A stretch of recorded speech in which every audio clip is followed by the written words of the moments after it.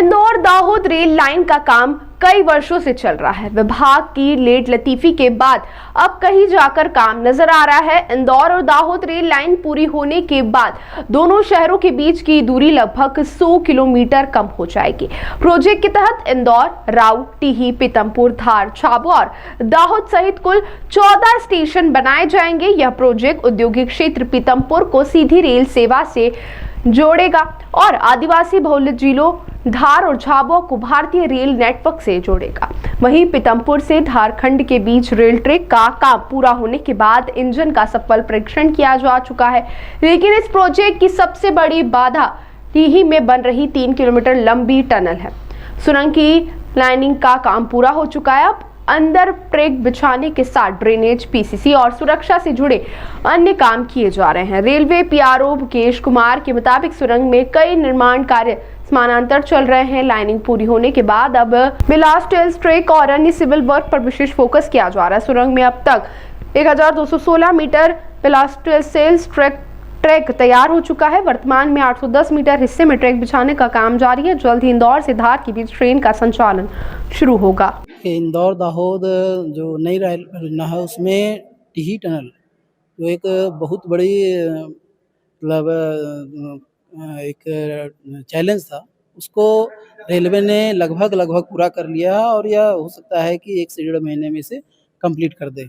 तो ये पूरा होते ही मान के चलिए कि आपका धार तक आपका पूरा जो सेक्शन है वो कंप्लीट हो जाएगा। धार गाड़ियाँ चलने के लिए उपलब्ध रहेगी, क्योंकि टीही से आगे पीथमपुर, गुनाबद, सागौर इन सेक्शनों में जो ट्रैक की टेस्टिंग हो चुकी है, ओएचई का काम भी लगभग फाइनल स्थिति में है, सिग्नलिंग का काम लगभग पूरा हो चुका है। तो ये सारे काम हो गए हैं और टनल के अंदर भी ये जो आपके देख रहे हैं तो उसमें से टनल के बीएलटी के काम के साथ ही आपका ओएचई का काम और सिग्नलिंग का काम वो भी काम पैरेलल चल रहा है। तो ये शीघ्र ही पूरा हो जाएगा। उसके बाद धार से आगे की बात करूँ, धार से आगे भी काम चल रहा है और झाबुआ से दाहोद ये जो सेक्शन है इसमें भी काफ़ी शीघ्रता से काम चल रहा है और नवंबर-दिसंबर तक टारगेट उस सेक्शन का भी रखा गया है कि उसे कंप्लीट कर लिया जाएगा। तो दाहोद से झाबुआ और इंदौर से धार ये सेक्शन में जो है ये साल जो है गाड़ियाँ चलने की संभावना है। सर, ये वेस्टर्न रेलवे आज़ादी के बाद पहला टनल का निर्माण वेस्टर्न रेलवे का है।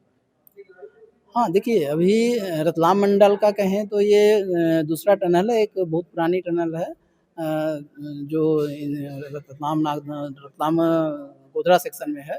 वो बहुत ही छोटा है, 270 मीटर के आसपास।